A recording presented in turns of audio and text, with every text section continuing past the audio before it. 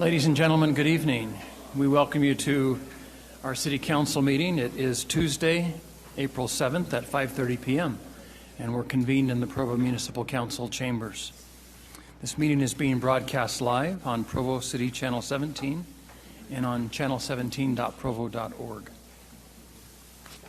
Council requests that citizens help maintain the decorum of the meeting by turning off cell phones, electronic devices, and being respectful to those who are presenting. We'll begin with a roll call, starting with Corey. Mr. Norman. Corey Norman. John Curtis. Dave Sewell. Gary Winterton. Kim Santiago. Gary Garrett. Kay Van Buren. Al Miller. Allie Hales. Brian Jones. Matt Taylor. Thank you. The opening prayer and pledge will be offered tonight by Roman Bell, who is a Boy Scout member of Troop 1429. Roman, thank you for your help tonight. Just come up here to the podium, and we'll have you offer the prayer first and then lead us in the pledge.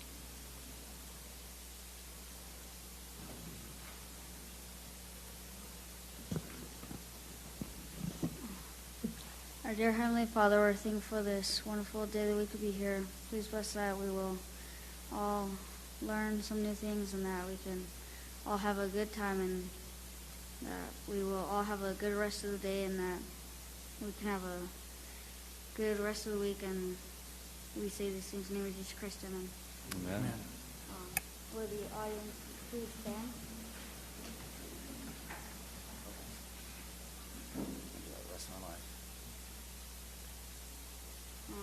I pledge allegiance to the flag of the United States of America and to the republic for which it stands, one nation, under God, indivisible, with liberty and justice for all.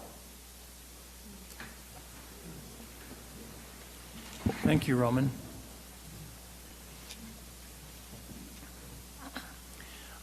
I'll now call for a motion to approve the minutes of our last council meeting held on March 17th. Everyone's had a chance to review those and submit their changes or input. Mr. Chair, I so move. Thank you, Mr. Miller. Is there a second? Mr. Van Buren, thank you. Those in favor? Mr. Winter, did you vote in favor? Okay, great, thank you. The voting is unanimous.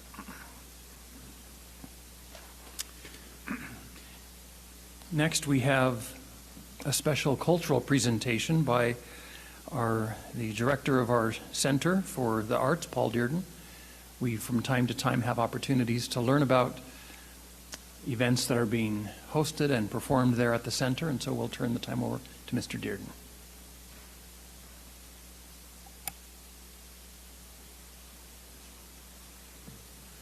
Thank you.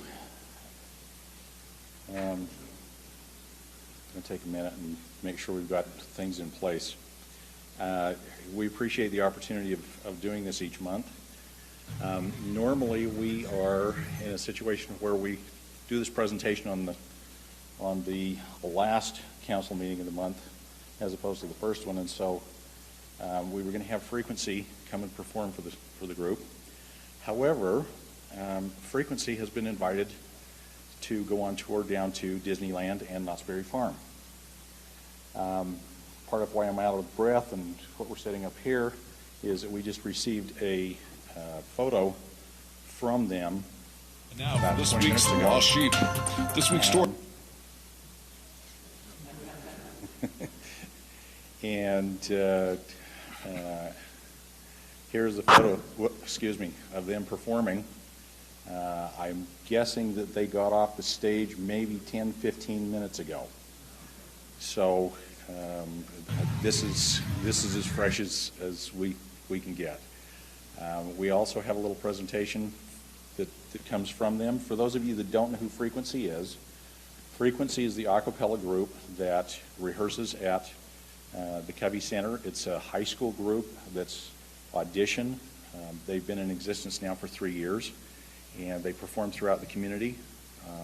And last year they actually opened for the King Singers, the international group.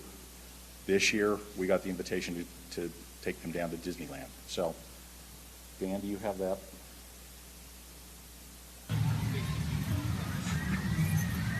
Hey Provo, this is Frequency coming at you from Disneyland. 1, 2, 3, 4. Once you get started, you can't sit down. Come join the fun, it's a merry-go-round. Everyone's dancing their troubles away. Come join the party scene.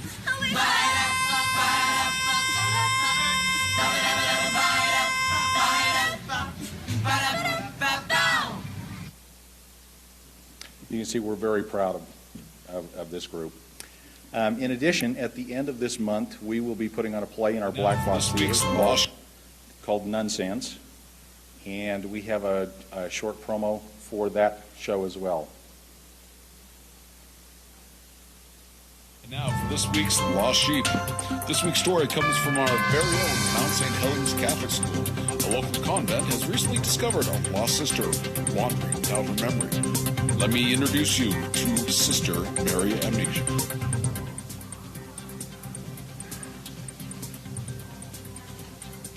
What is it? Dear, that's the marker to show where you stand for the video.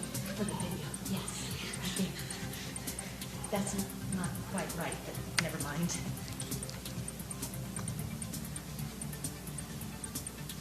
Oh, go ahead, sister. I'm Sister Amnesia. I don't know why they call me that. Oh, hello, I'm Sister Amnesia.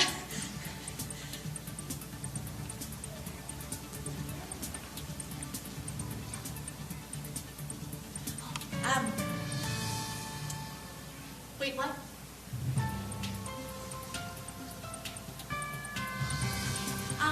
Come to our show! Okay.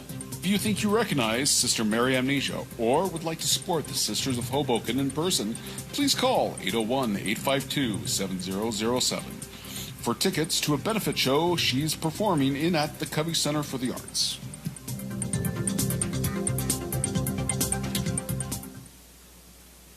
Please come and join us at the end of the month. It's going to be a very fun show. And if you have a chance to come and see Frequency, they'll be performing on the 7th of June in the Covey Center. Thank you. Great, Paul. Thank you very much. Thanks for bringing those both to us today. Sometimes I wonder if I'm related to Sister Mary Amnesia.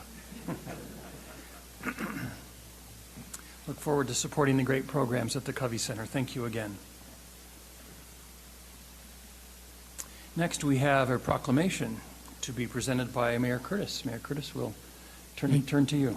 Thank you, Mr. Chairman. I will tell you that when we talk proclamations up in my office, I get really grumpy because we're asked to do a number of proclamations that sometimes don't really have any nexus with Provo. But every year when I see this one, I get really excited. And this is my favorite proclamation because of this group. And I'm going to invite our dispatchers up and Lieutenant Post, if you would come up and join me while we read this. The proclamation is actually titled National Public Safety Telecommunications Week, but that could be very confusing. I think a better title would be that time once a year when we stop and honor our dispatchers for the great work they do. Come on up here, and it's all right, you can block the council because it's all about the TV here, our viewing audience. So I'm going to read this, and then we're going to ask Lieutenant Post to say a minute, and then he'll hand the microphone to Rachel, who loves to make speeches.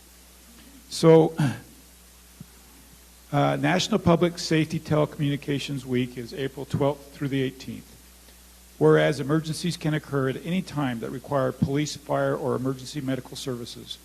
And whereas when an emergency occurs, the prompt response of our police officers, firefighters, and paramedics is critical to the protection of life and preservation of property. And whereas the safety of our police officers and firefighters is dependent upon the quality and accuracy of information obtained from citizens who telephone the Provo Police Fire Communications Center. And whereas public safety telecommunicators are the first and most critical contact our citizens have with emergency services. And whereas public safety telecommunicators are the single vital link for our police officers and firefighters by monitoring their activities by radio, providing them information, and ensuring their safety. And whereas public safety telecommunicators of the Provo City Communications Center have contributed substantially to the apprehension of criminals, suppression of fires, and treatment of patients. And whereas each dispatcher has exhibited compassion, understanding, and professionalism during the performance of their job in the past year, now therefore I, John R. Curtis, Mayor of Provo, do hereby proclaim the week of April 12th through the 18th as National Public Safety Telecommunications Week. In Provo City, we honor the men and women whose diligence and professionalism keep our city safe and our citizens safe. Thank you for all that you do.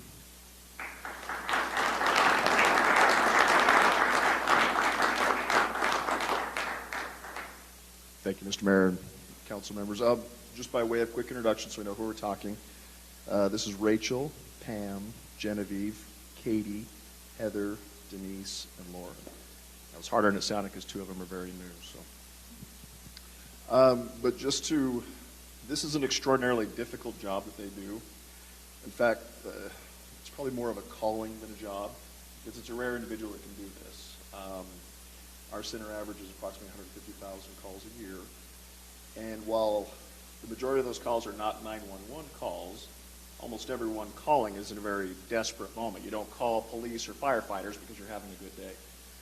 So what these ladies do is they take these individuals who are calling in an extremely desperate, stressful moment, and they absorb that raw emotion and then get them the services they need while dealing with ornery cops and firefighters at the same time.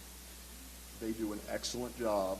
When I'm out there on the road, they're the ones watching over me, and I appreciate that. So on behalf of my family, myself, firefighters and their families, and the other officers and their families, thank you for the job you do and for doing it well.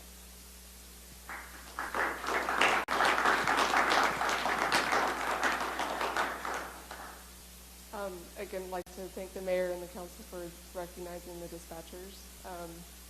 These ladies do an excellent job. I used to be able to do what they do, but I'm long out of practice, and when I go back and try to help out on the console and do what these ladies do, it hits me again how special they are and really how hard of a job that they've got. And I'm glad that we get to have this week to recognize them and all the hard work that they do and the sacrifices that they make to be here for the city and missing out on important occasions with their family. And so, thank you.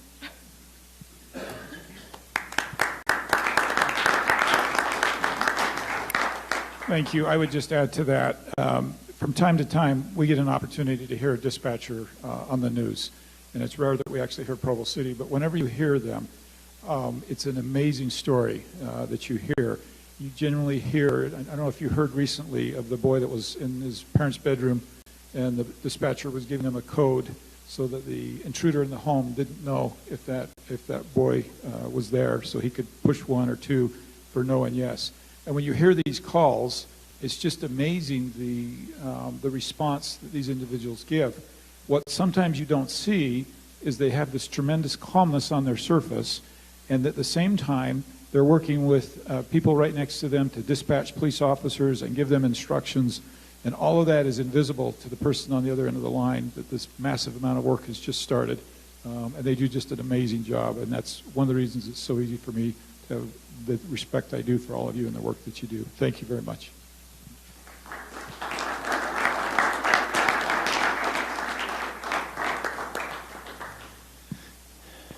Special thanks to you, Rachel, and to all of you. Thank you very much. So is that the entire staff? There are more. Okay. Okay. Of course.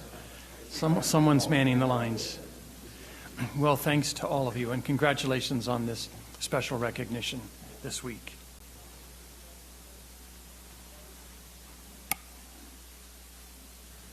We'll now begin the public comment portion of our meeting. This is an opportunity for any person in attendance to comment on matters that do not already appear on our agenda.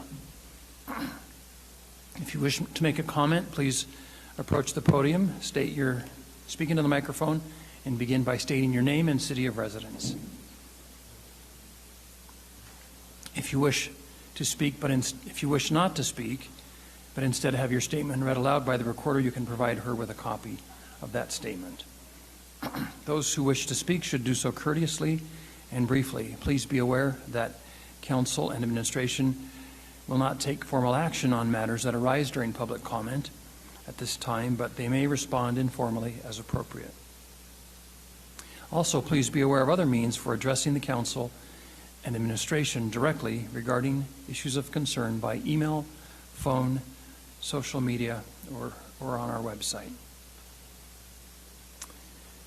With that, any who would like to make comments are invited to approach the podium at this time. Dave Connect, Provo South, the neighborhood chair, and I'm also, for the Provo Utah Stake, the emergency preparedness coordinator and communications specialist. So I would like to give a plug for ham radio and point out that we don't have enough ham radio operators. I don't believe we have one in Provo City in the city departments or employees.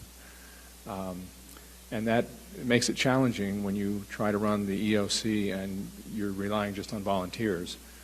I have been at the EOC in this building, and my friend Steve Adams is a very frequent person to help out.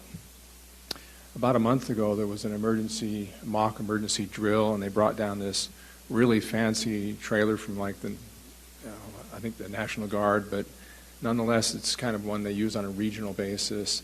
And it looked like you could communicate with the moon. It was just the latest and the greatest.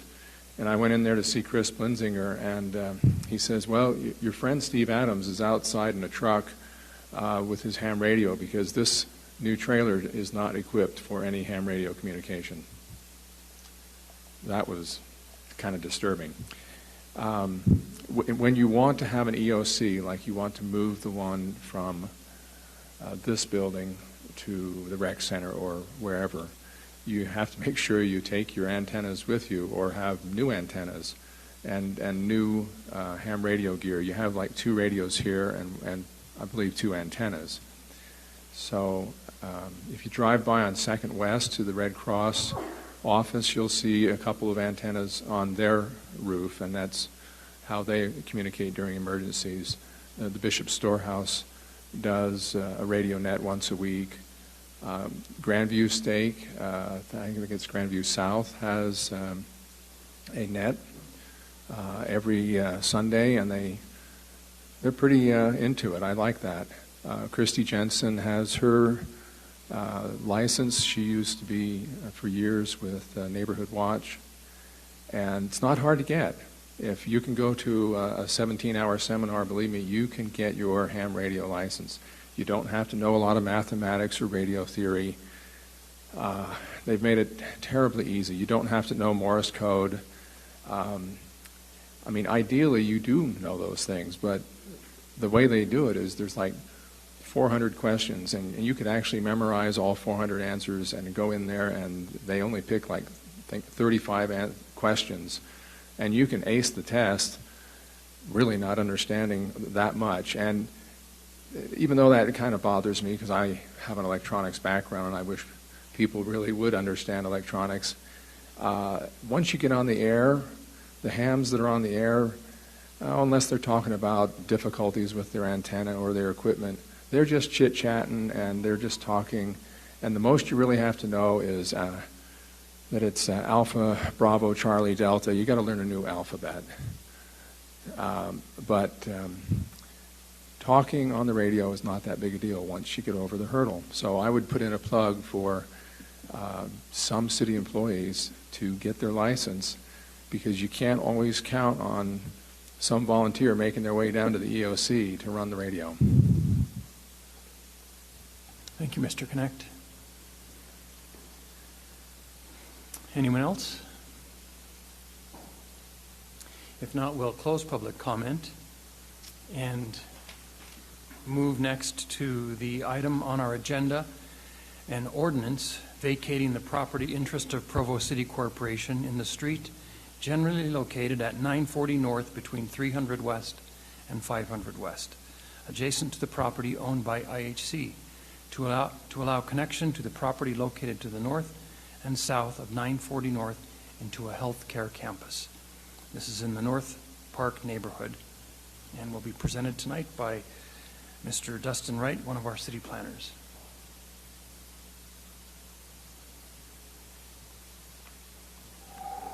Thank you. Intermountain has the desire to incorporate the area of 940 North that you can see outlined here into their campus, the property that they own north of 940 and the property that they own south of 940.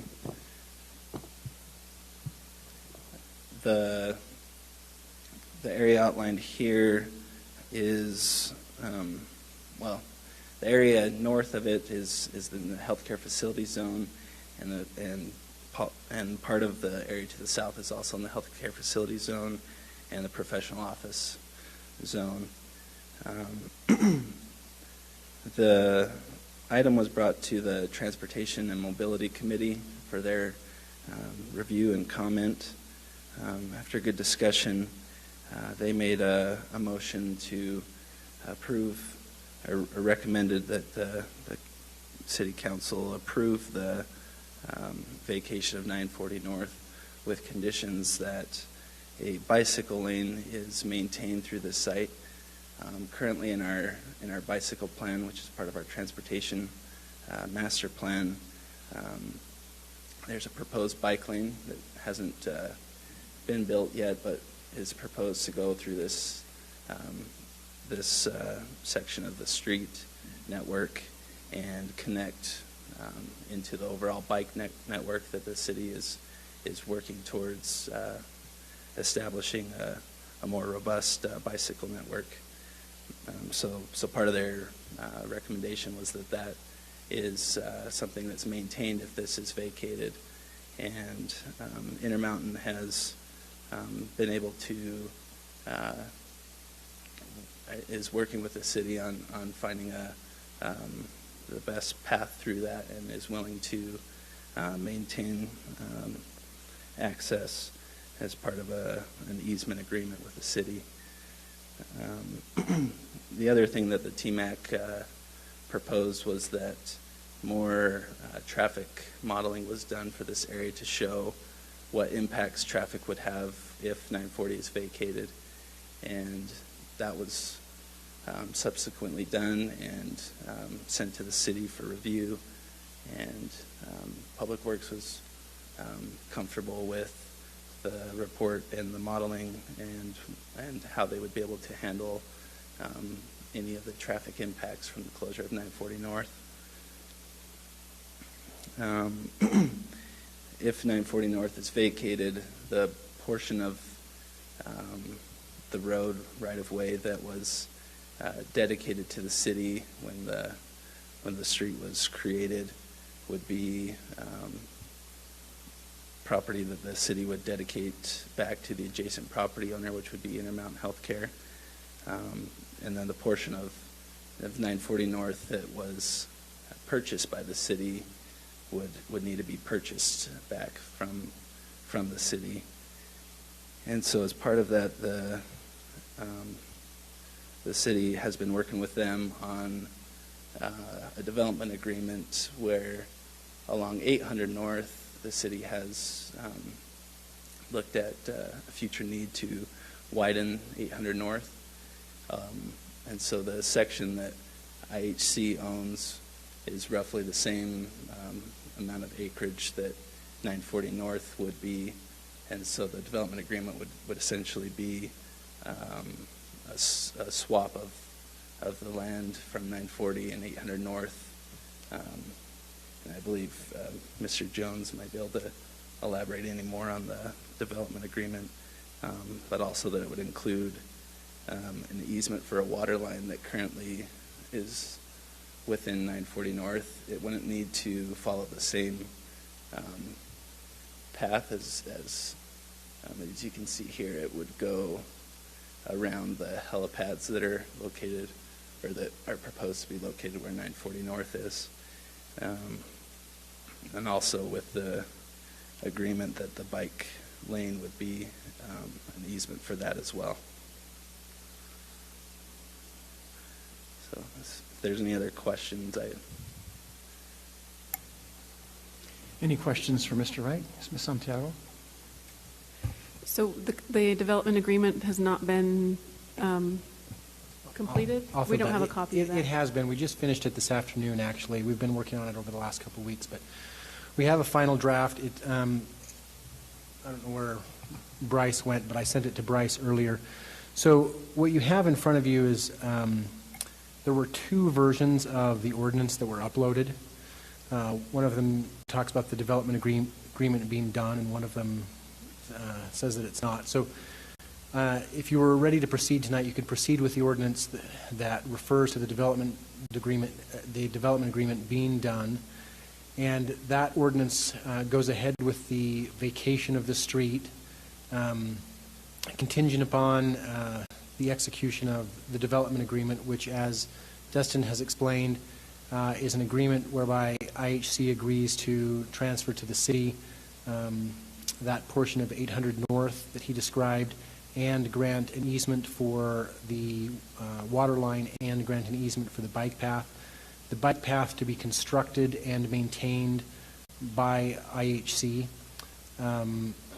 with the one kind of caveat there being important for you to know that, the city currently has, I suppose, liability for, or at least exposure to for liability on 940 North because it's a city-owned street. And so the draft of the development agreement draft, the city agrees that once the bike path is constructed, that the city will indemnify IHC for any damages or loss to them arising from city breaching the agreement in some way, or somehow acting to impinge on the easement, or even from public use of the bike path easement, as long as the damage doesn't arise from negligence on their part in either the construction or the maintenance. If it did arise from those things, then the city wouldn't be liable.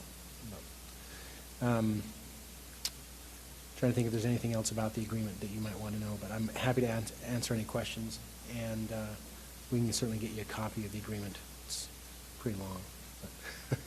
So so IHC won't be responsible if something happens on their path if they've maintained it, at a satisfactory level? Right.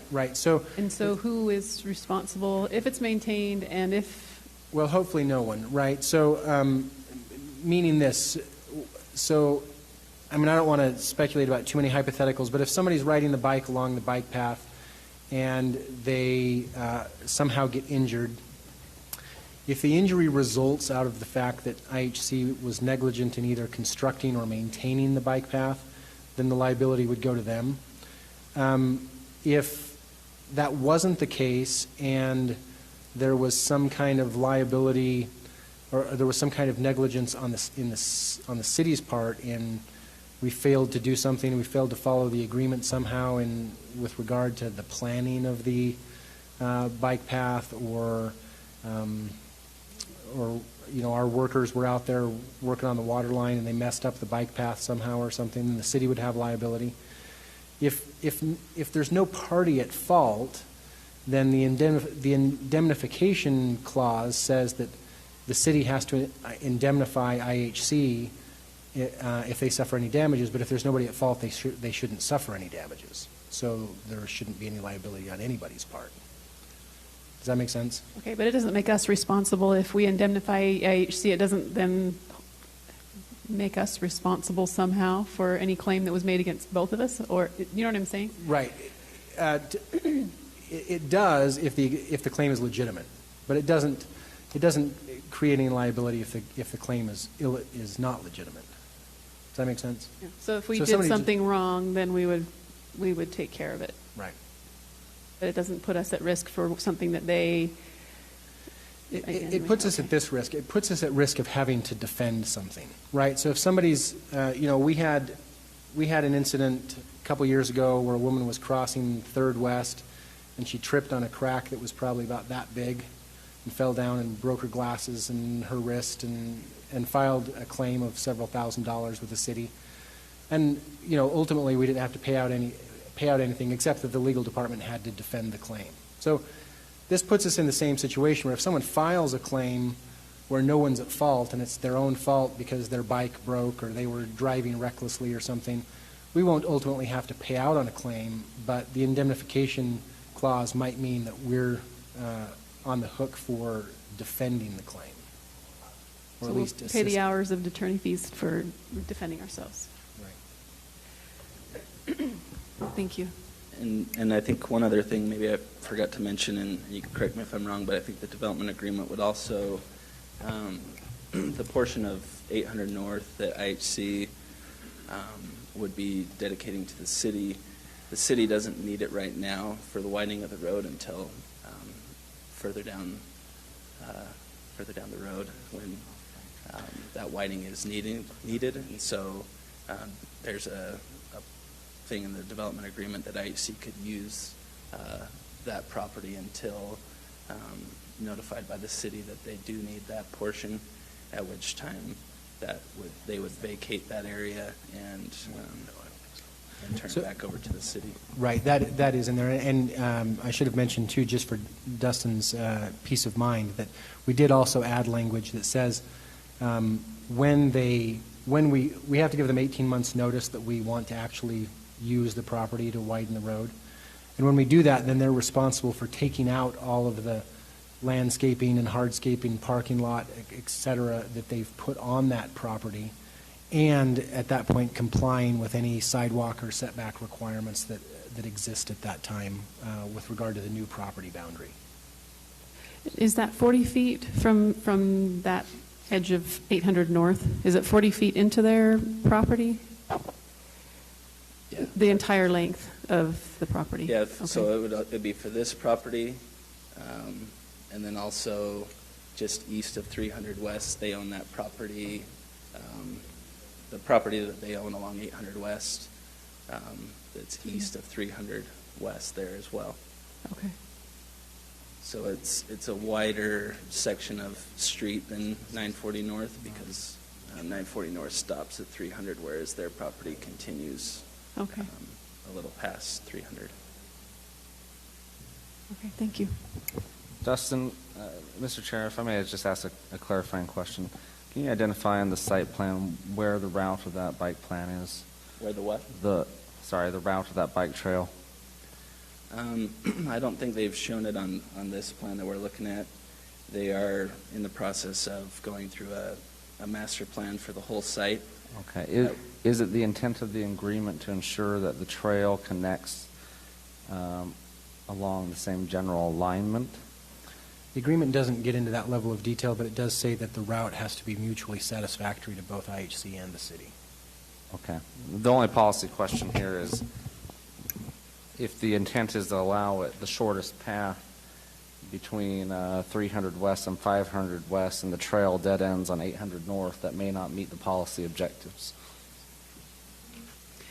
In work session, they had a representative from the hospital here, because I had the same questions about, I thought that they were going to enter in off of 800 North and come straight to their emergency department. And they mentioned that they wouldn't cross over the bike lane, that they would actually come in off of 300 West and go by the side of the bike path. And I think TMAC's recommendation was to have it go kind of as the crow flies, so it goes straight from 500 West to 300 West on close to what 940 would be, or is, I mean. Yeah, so what we would recommend is that it comes in at, sorry, it's kind of spotty. It comes in at 500 West here, and it would come down here, and then it would loop around the helicopter pad, and then come out essentially at the same area that it would if it went straight through. Okay. So it will jog around there. The helicopter pads.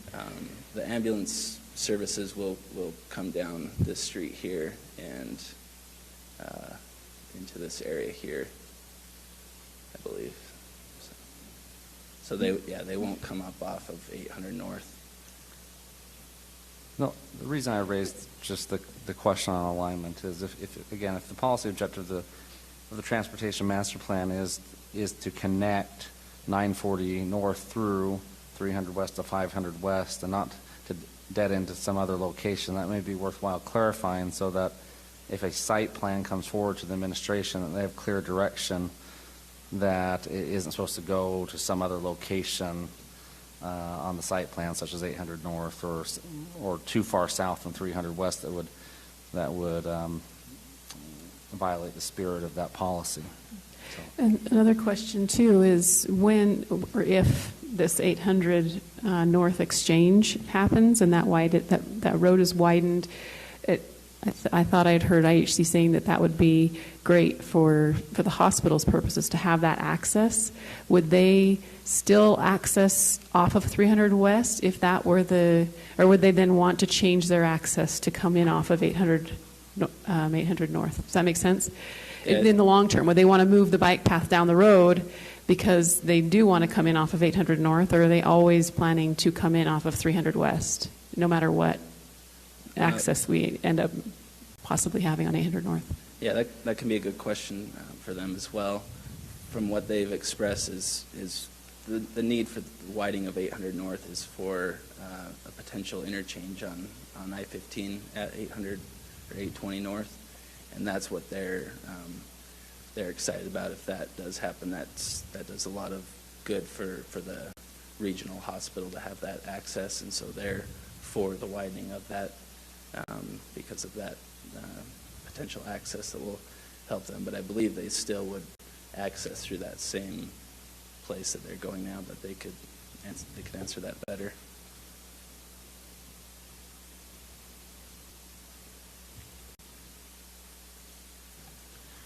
Any other questions for Mr. Wright? Mr. Winterton? So I guess with that in mind, they wouldn't have to come back to council or anything if they decided to go off 800 North. At this point, we're just agreeing to whatever to the 300 North, and if they decide down the road to change it, it's their prerogative. Is that right? Right.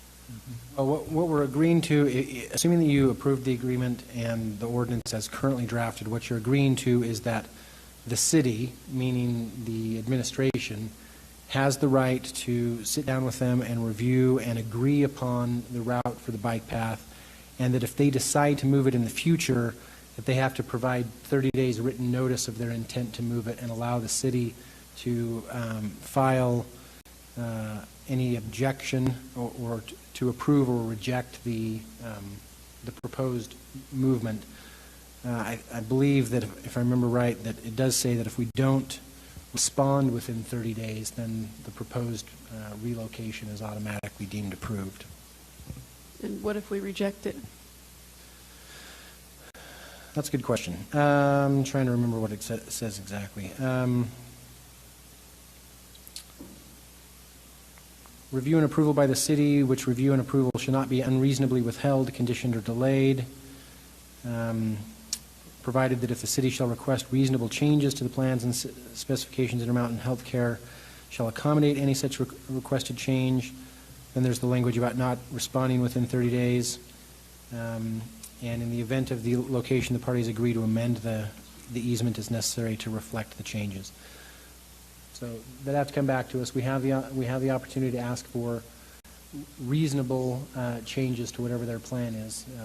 There is the potential, I suppose, for disagreement over what reasonable means.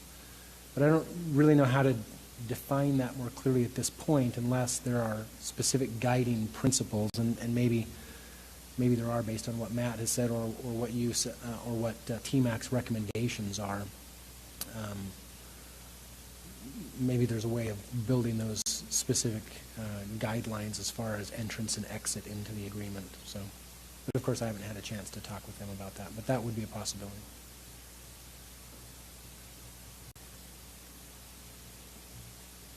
Any other questions for Mr. Wright?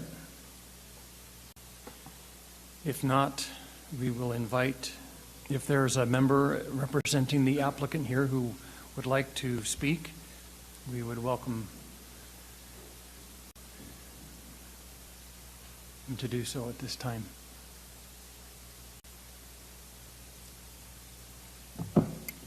Good evening. My name is Tom Urion. I'm the Corporate Real Estate Director for Intermountain Healthcare. The intent relative to, I'll speak specifically to the bike lane, I guess, and then I'll answer any of the questions you might have. But the intent has always been that we've understood that we would need to maintain some connection for bike transportation between 500 West and 300 West. There was never any intent to try and turn that and run it to 800 North. That's always been the understanding. So as we get further into the weeds, shall I say, with design, we'll have a clearer picture of how that connection will be made. But, I can tell you that that is our goal. So as you can appreciate, as we get into the nuances of this, we'll fine-tune that. But the intent was never to take it and turn it, make a 90-degree and go to 800 North. We understood that that connection was essentially city policy, and that we would need to maintain some form of easement to allow for that connection.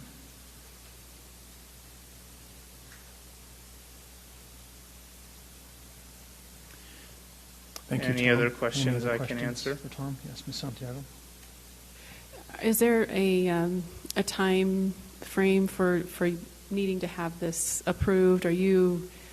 I haven't seen the development agreement. I'd like to see that, and I'm just wondering if you're pressed for time for any reason right now to have this. The answer is yes. We're at a point where we want to keep moving ahead with the master plan design so that we can be in a position here pretty soon to come to the city with final plans and specs to get those approved and pull a building permit and get going. We're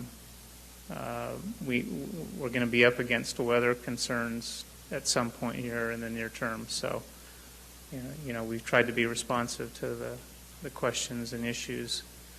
But yeah, it is time sensitive, I guess, is the way to answer that question. So if we continued this for 2 weeks, would that put you at risk? I guess I got to look to the technical guys. Any issues there?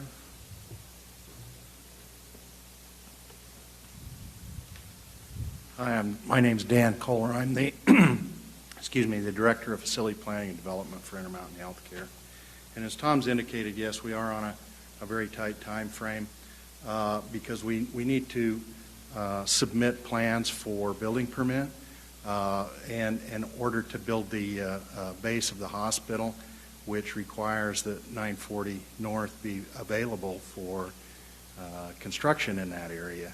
Our plan is to be able to begin major construction in June, and without being able to have definite decision on the vacation process, we're at a standstill with our planning process. And so it is very critical that we be able to proceed with that. A 2-week delay essentially delays the start of construction and delays the finish of construction, and we are on an extremely tight time frame to be able to perform within the window that we need to.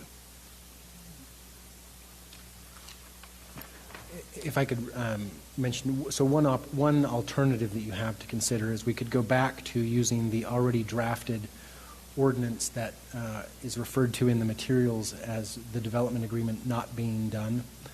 What that ordinance says is that that you're approving the vacation tonight and that you're authorizing the mayor to execute the development agreement consistent with the terms and conditions that are set forth in the exhibit. And we could add a little bit of language there about whatever your additional concerns are.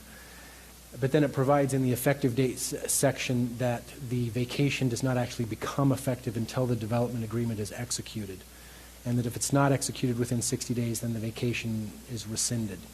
So what that does for you, if you feel comfortable doing that, is it takes the city council action regarding the vacation and gets it done tonight, but gives the administration direction about what should be in the development agreement that you're not yet comfortable with, and we could take care of that in the next couple days, and everything would be done as soon as the development agreement was signed.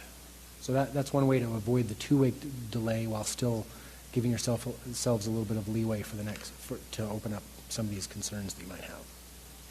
Okay, I was thinking more about either taking a recess to read through the development agreement or to go through it line by line here so that we know what's in it. It is 24 pages long. 24 pages? Of course, they're always long. But I just feel more comfortable knowing what's in it. Other questions for Dan or Tom?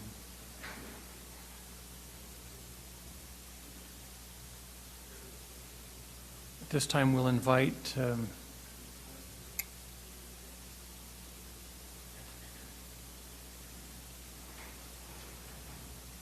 I just wanted to make sure where the agreement was. We can certainly print copies and distribute them to you and take a recess. Of the 24 pages, I think most of it you probably won't really care about, but it would give you a chance to.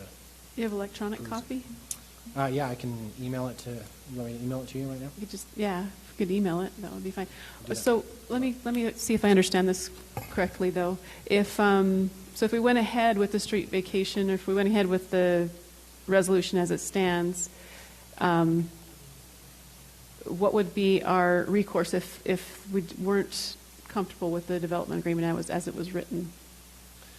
Well, and that's why what you'd need to do is, that's one reason why it may be good for you to at least review it briefly tonight, is what you would need to do is articulate in the motion the things or issues that you feel like need to be taken care of in the development agreement that aren't already taken care of. So, for instance, if you wanted to articulate some guiding principles around where the bike path enters and exits the property, or some other things, you could articulate those, and then it would be up to staff and the administration to make sure that the development agreement in its final form comports with those articulated principles. The question, I guess, becomes if you don't feel comfortable doing that, or if you're worried that there's something you haven't thought of yet, then that could be a problem, because I don't know how we'd address those unforeseen issues over the coming weeks without just relying on the goodwill of the parties to go ahead and take care of them. So. Okay. Yeah, I think we're very close. I just, there are some walkability, bikeability issues that have come up, and they've addressed those as well. But it might be good to hear from our TMAC chair and to get his input, and then also to hear if Mr. Graves has any concerns as far as public works go. There's just a couple of things that I'm still would like to hear from them before making a decision. Okay, great. Why don't we turn first to Mr. Graves then? Before Mr. Graves speaks, if I may, Mr. Chair, just a time and consideration. There may be a few individuals here for the next item, and you may want to consider hearing that item and then coming back to this item. But that's up to you. Thank you.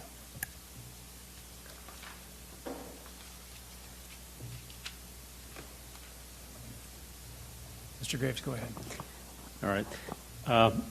As Dustin indicated, we've reviewed the traffic study, and I think there are a few issues that will need to be addressed as part of the project plan approval.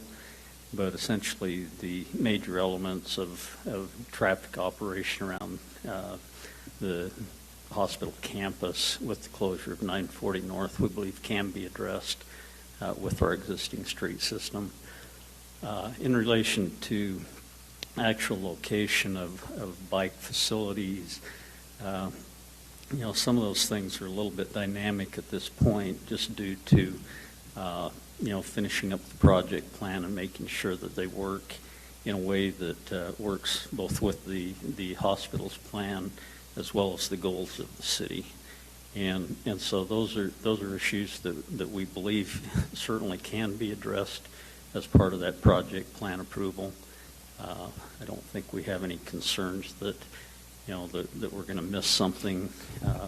But if there are other specific issues that either we need to pay a little more attention or different attention to, be aware of, that the council may have, we would certainly, as Mr. Jones indicated, would like to have that additional guidance to say, we're concerned in these areas, as that project plan continues forward, let's pay a little bit closer attention to these issues.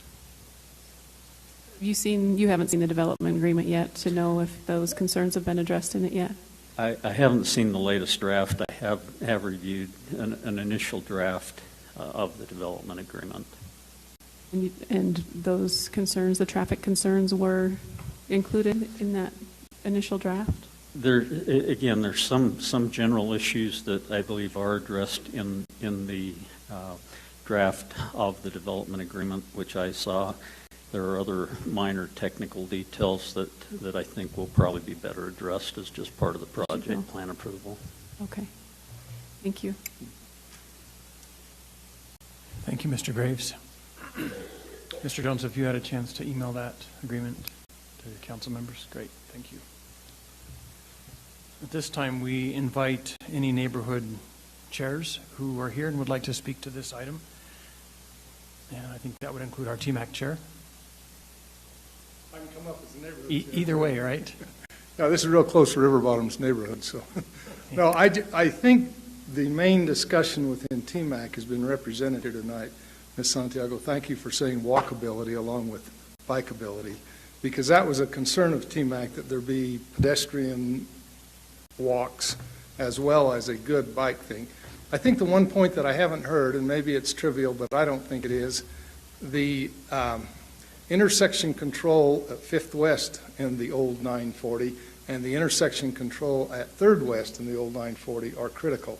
And I think that's pretty much, we'd like to leave what's in there. In fact, I believe that there is not a 4-way stop on 3rd West. Dave probably will correct me. I would like to see 4-way stop there to ensure pedestrian and bikeability on 3rd West and where the current 940 is. It's a 2-way stop right now. And I'd like to see the traffic signal definitely left in at 5th West and 940. And then they become the default entrance exit for through pedestrians or bicycle. There are a number of not very circuitous options for in the actual design.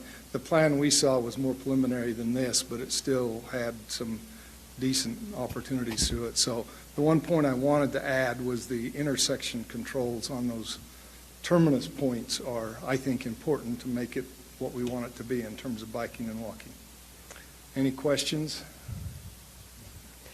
So if I remember right, on 940 and 300 West, there already is, there's a stop sign on the north and the south side of the... Yes, 2-way but not 4-way. Right, and what would a 4-way, I'm sorry, what would a 4-way stop? That what would putting a ensures stop that all the on traffic... the other side? Yeah, you put stop sign on all 4, and that would... 3, well, 3, there's only going to be 3 car lanes. So you would add another one on the east side of the road? Yep, just to ensure that traffic doesn't try to zip through there when you've got bikes and pedestrians. Traffic, I guess I'm trying to understand. Traffic coming from the east. Coming from the east, could they're going to left have to turn or stop right anyway turn because they without can only go stopping. left or right, right? Yes, but they wouldn't have to stop to do that. Oh, I see the what way you're it is saying. now. I see And what the you're point is, expecting a stop there, I think improves the bikeability, walkability at that key entrance and exit point.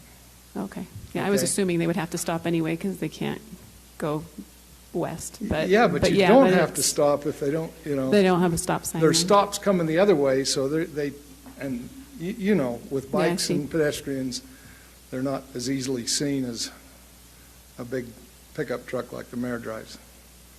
And were those concerns addressed in the development agreement, Mr. Graves? Do you know if that was part of? I guess Mr. Jones could answer that. I don't think that the development agreement got into that level of detail. Okay.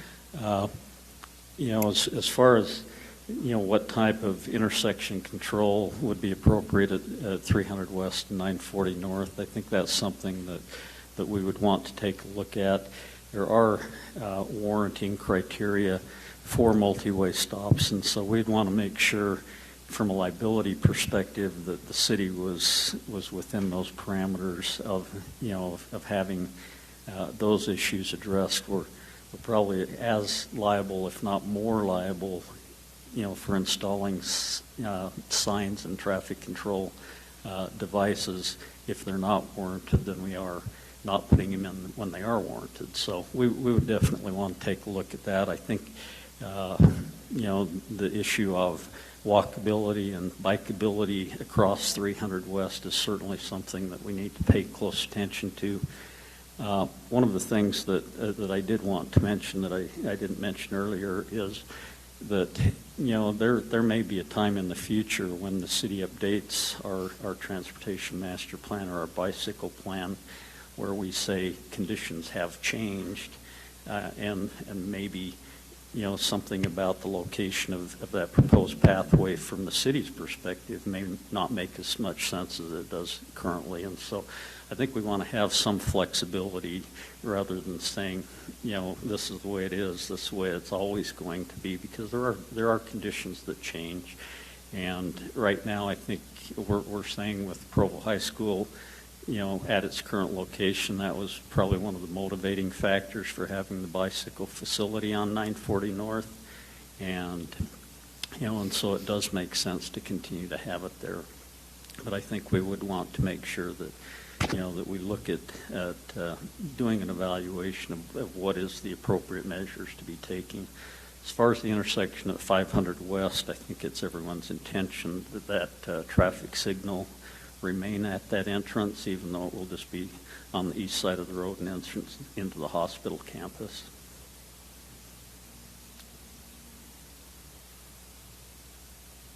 Thank you again, Dave. Are there any other neighborhood chairs who would care to speak to this item?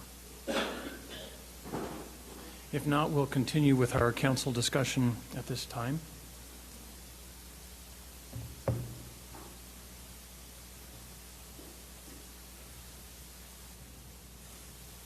Mr. Sewell? The only thing that wasn't clear to me so far, in the discussion, we were talking about a bike and walking path, but as I browsed through this quickly, I only see reference to bike path, so that I was a little unclear as to what the intent was there.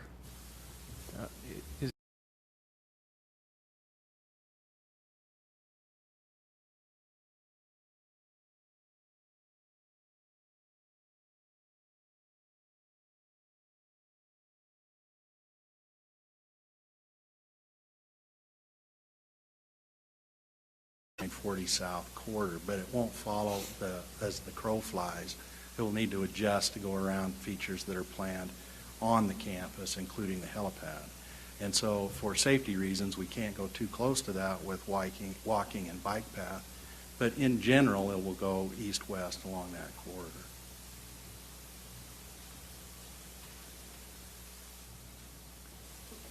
Mr. Miller?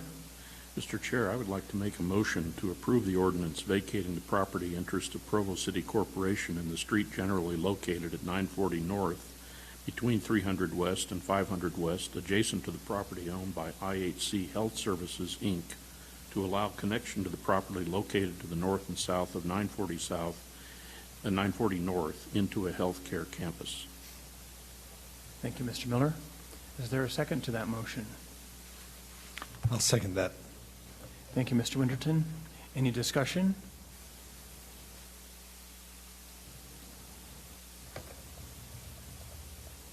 So I still don't have a copy of the development agreement. I just sent it again. Apparently I sent it to a different email address. I sent it to your kimsantiago.org address. So now I've replied to the message you just sent me and attached. All of them should come in the same spot. There it is. Thank you. Let me just. I thought this would be an easy. I thought this was going to be an easy issue and to go ahead, but I would like to see the development agreement. I would like to be able to read it. I feel like it's my responsibility to know what's in it. And that's so totally that would fine. be my Let me just preface that with this comment, which, despite its length, some of which is a lot of blank pages that are intended for exhibits, I will just comment that the general concept of the development agreement itself is actually quite simple. It does not address issues of design. It's not intended to address issues of design. All design issues were intended, at least in the process of drafting this agreement, it was considered that all design issues would just go through the city's normal design review and approval process. So really the only thing that the agreement says is that the city agrees to vacate 940 North IHC agrees to give us the corresponding portion of 800 North. We agree to let them use it until we give them 18 months notice that they need to remove their improvements. And in exchange for all of those things, they will give us an easement for our water line and an easement for the bike path. And really that's pretty much all that it says. And pretty much all that it says about the bike path easement is that they will give us one, boiled down to its simplest terms.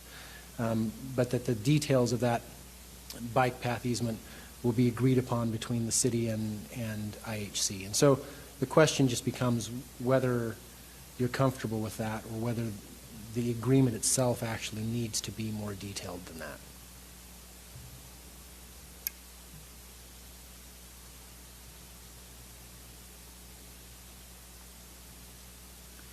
Any other discussion? So, is there any interest among other council members to see the development agreement before we vote on it? To be able to read through it? I'm comfortable with what Mr. Jones has proposed relative to the approval process of the design.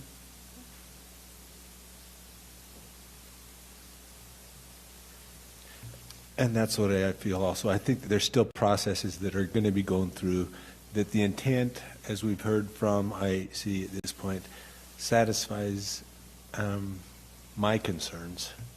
So I think there's still opportunities for that design to take place. So a question for Mr. Jones. So the recourse would be that we wouldn't sign the development agreement unless these things were... Right. Well, again, I guess it depends on the recourse for what. At this point, based on what I've just said about the level of detail or lack thereof in the development agreement, I'm not even necessarily sure that there would be reason for not signing it. What's more likely to happen, if I'm interpreting the concerns correctly, is let's say we approve the ordinance tonight, we execute the development agreement, we do all of that based on representations that IHC has made in this public meeting about where the path is going to go, and then they come and present a design that doesn't meet or comport with any of the concerns that we've talked about or any of the information that they've presented in this meeting, at which point then our options are to pursue them for breach of the agreement based on the fact that we at that point believe that they haven't comported with the agreement by doing a bike path that's acceptable to the city. Does that answer your question? Does that make sense? Yeah, and it's not, yeah. So I'm not just thinking of the bike path. I think that they'll do what we need to do with that. But okay. And I guess then the question is, if it's about something other than the bike path, again, not being for sure what your concerns are. If it's something aside from the bike path, then it's probably not something that's covered by the development agreement anyway. Okay. No, I just think development agreements in general, I would want to see them before moving forward. But given what you said, and I honestly, I felt like this was something that was going to just be an easy thing to move along. I just prefer to, in the future, to see development agreements before the dais, so that we actually know what's in them and can move forward with confidence. Right. And I understand that, and I have no problem with any delay or with any time that you want to take to consider it. I received the agreement, or at least the updated draft from IHC yesterday, and we've been sending drafts back and forth constantly until about 2 o'clock this afternoon, and that's why it hadn't been distributed before then. Sure. Yeah. All right. Well, thank you. At this time, I'll call for a vote on the motion that was made by Mr. Miller with a second by Mr. Winterton. Those in favor? And the vote is unanimous. Thank you. And thanks to all who came to present to us tonight. We'll move next to an ordinance amending Provo City Code Section 2.29. Neighborhood Advisory Board to amend the purpose statements for the neighborhood program. This has citywide impact, and we will turn to Councilmember David Sewell for their presentation. So we've been working on revising the neighborhood program for several months now. We've had a committee consisting of the Neighborhood Advisory Board, which is the 5 area council representatives plus 2 council members. And we've been focusing on the purpose section of the ordinance as a first step. We had a preliminary draft 3 weeks ago and then got some good feedback from council members and some in the room here, and have come up with a revised version. We have our committee chairman here, so I'm going to turn the balance of the time over to him to present this. Okay, Dave Knack, committee chair. And as we review the neighborhood program section by section, we're currently looking at purposes. And Dion Turley, who's a member of the committee, noted that when she looked at the rest of the ordinance that covered organization, it had similar language and material that we were dealing with in the purposes, and she felt and made the suggestion that we simply keep the purposes simple and straightforward, which actually means that it would end at line 54. I'm not sure if you're looking at the same document I have, which goes to F on 53 and then ends with municipal council on 54. The next section, 229025, duties, has great language in it, but that's something that we didn't address. We were looking at only at that time having a section with organization, which is currently how it is laid out in the code. If you go back to your beginning page, first page, it says Chapter 2.29 Neighborhood Advisory Board, and it shows the different sections: neighborhood organization created, purposes, organization, neighborhood meetings. And so, I don't know, did you want to say something about the .025 duties? Yeah, that was a liberal interpretation from my understanding of the meeting I was not present at. The original draft that you had several weeks ago, if you turn to the second page, suggested several changes to the paragraphs under 0.25 under this draft. I think those are still on the table, but the committee's going to look at those later and bring those back to you later. Okay, so as an interim measure between now and whatever that future date is, we needed to retain the current language and make sure it differentiated from the purpose statement.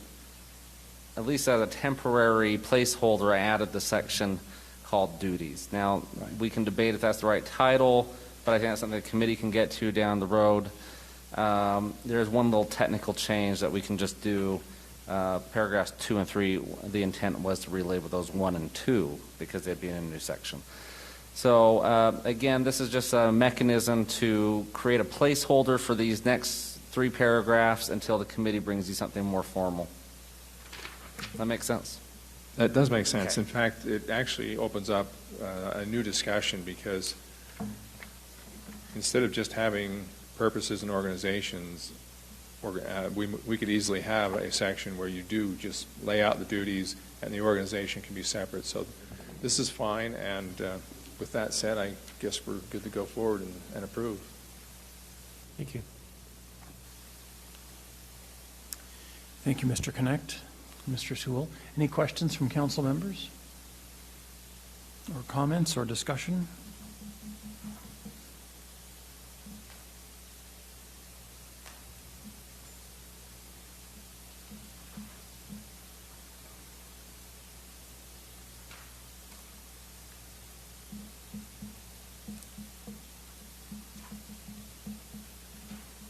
Santiago? I'd like to thank you for your work on this, Mr. Connect, and all those. Mr. Stool was graciously devoted his time to putting the committee together and the area neighborhood chairs together to be able to go over this.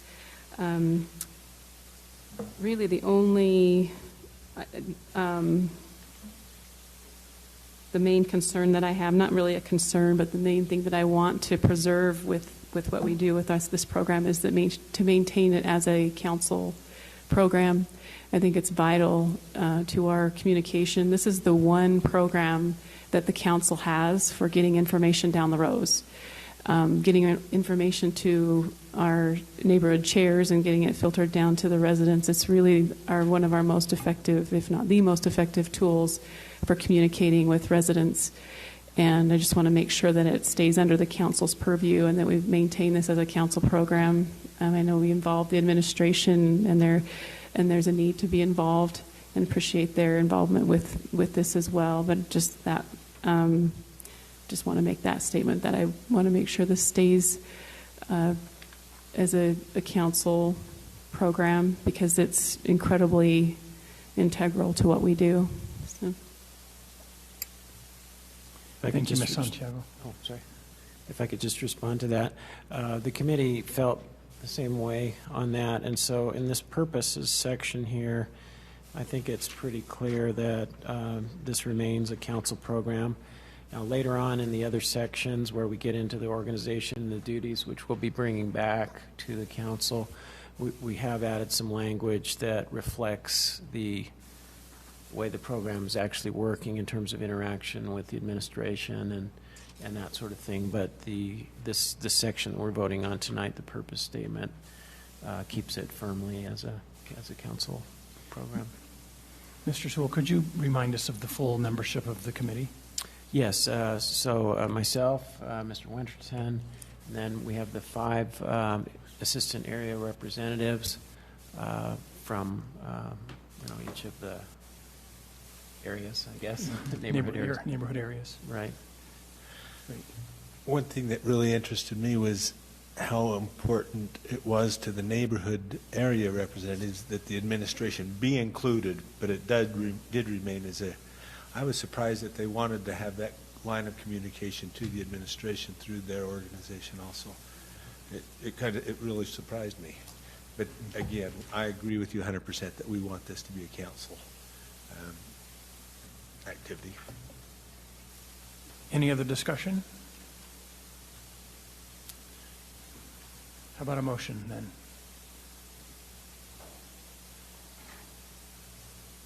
Mr. Sewell. I'll move to approve the ordinance as written. Just point of order, is this for public comment? Do we have any public comment that needs to be done on this?